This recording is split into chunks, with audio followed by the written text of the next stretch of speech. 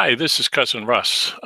Today I'm going to be talking with a friend of mine I'll introduce in a minute, but we're going to talk about Trello and family collaboration and as a tool in our genealogy toolbox. I'm joined today, whoops, I didn't have it on the right screen. Now I have it on the right screen. So this is my office hours on Trello and family collaboration. And I want to introduce to you a friend of mine, Becky Jamison. She's a friend of mine and a researcher, does an awesome job with researching. And she's got, she's a, a .com, which is awesome. And let me show you her website. And the website is in the comments for this hangout. And she's also got a blog. And if you notice as I go across the top of her website, she has various links to go to. But where I was introduced to Becky the first time online was her Grace and Glory blog. And it's an awesome blog. You got to follow it. And at the top of the list last Saturday, she posted about my family boards on Trello. And that's what we want to talk about. So, Becky, welcome to this Hangout on Air. Thank you, Russ. It's a pleasure to be here. Good.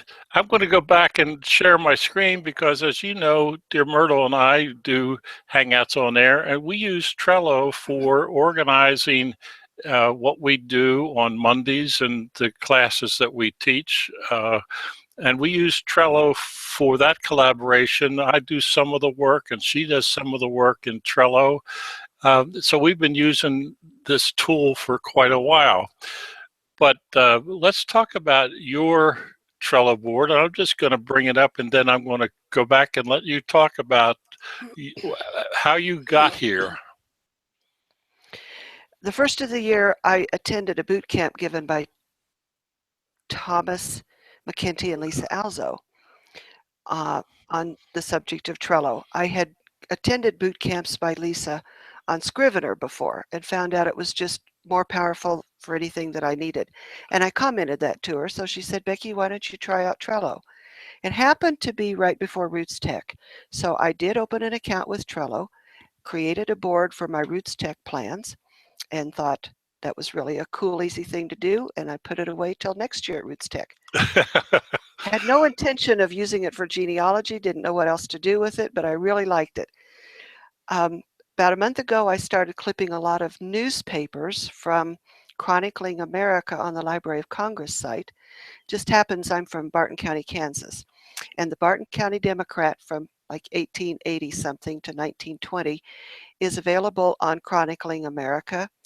And I found a lot of information about my family, both sides of my family, in that area at that time. So I use Snagit to do my screen captures, saves the little newspaper clippings as JPEGs, and I put them in folders on my computer.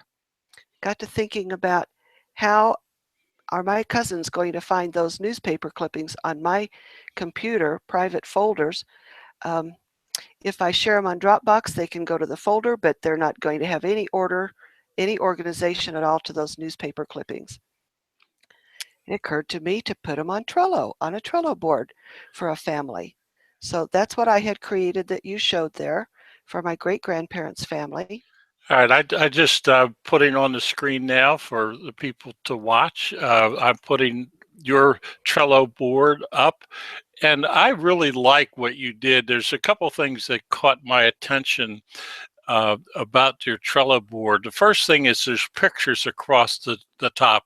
This quick click genealogist group that sometimes we hang around with, they're looking for dates and places, but what catches our eye, and as a blogger, you and I both try to get pictures in our blog. So the pictures get my attention. It's going to keep me away from that quick click thing and reading, because I'm probably not going to read a whole lot.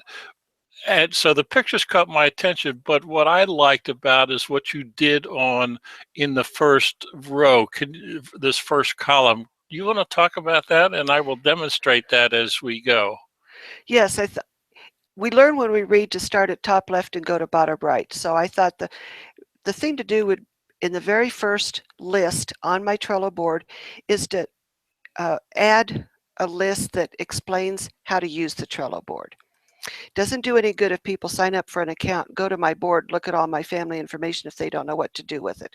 So I created a PowerPoint briefly, I think it's just 14 slides, that shows what you do when you get to Trello. What is a board? What is a list?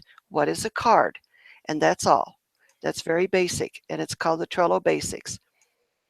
And that's that first card. And all I did, and I will just bring it up again because it's an awesome and easy way to get there. I just mouse clicked on once on that first card, and there's a link here that says open in new tab, and you saw that when I clicked it the first time. So it's very easy to get to your presentation. And then I love this next picture. I like the picture, and then you said contact me. I guess you want somebody to get in touch with you. Well, I made this board public, so it's available in a Google search or other links online. But I know when people go to it, if they look at it and they're overwhelmed and they're confused, they don't know what to do, they're going to leave and they probably won't come back. So at top left, I put the Trello PowerPoint, and then I want them to contact me, give me the name that they use to sign in to Trello, and then I can add them as a member. If they're cousins and they have other resources, they may have a birth certificate, marriage license, family pictures that I don't have. So I'll add them as a member, then they can contribute to the board just like I do. And I made it easy for them right there to contact me. If you click that, it goes right to my email, and then we can get in touch. Excellent. And down at the bottom, I like it. This is the tutorial. Will take you to the tutorial that Trello has available. So you've personalized it by telling your story about Trello and how you want it used, a way to contact you. And then if you have more, I'm sure that by now you got somebody's attention, and then they can go get more details about Trello. So that's awesome. Now you start to talk about the second column about George, Jacob, and Mary Catherine Katie Winter. That is a picture of my great-grandparents and their family. The little boy in between his parents is my grandpa, John Markheim. That's Ernie Markheim's dad. He was born in 1900, so that's the whole family unit there. The oldest daughter had already been married and wasn't there for the picture, so I plugged her picture in, so you get a good idea of who this board is about.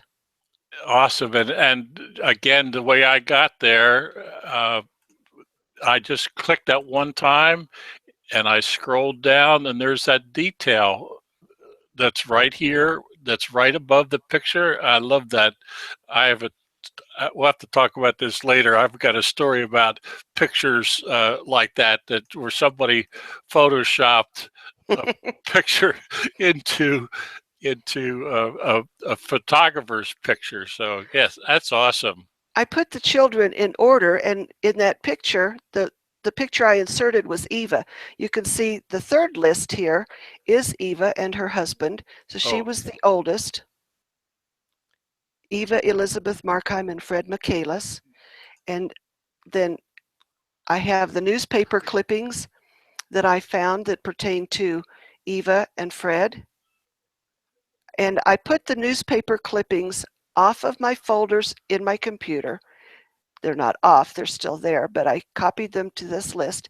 I thought this is a real quick way for my cousins and anybody else that's interested to read the little snippets that I found in the newspapers from the early 1900s. Gives us a real good window into the daily lives of our ancestors.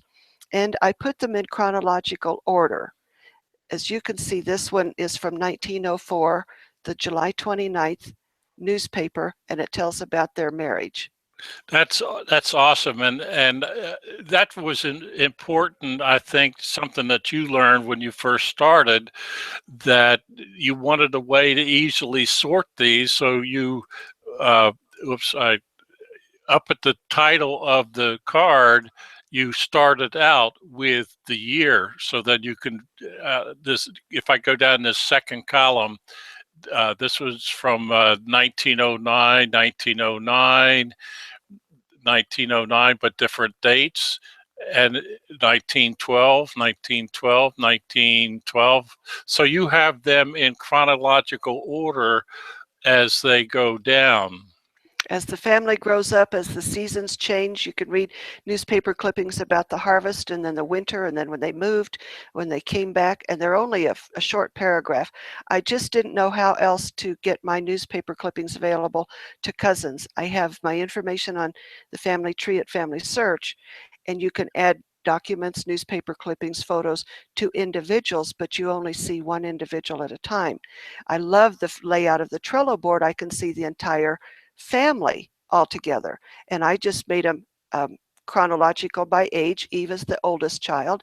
Lena is the second child. Fred, married Pauline Becker, is the third child.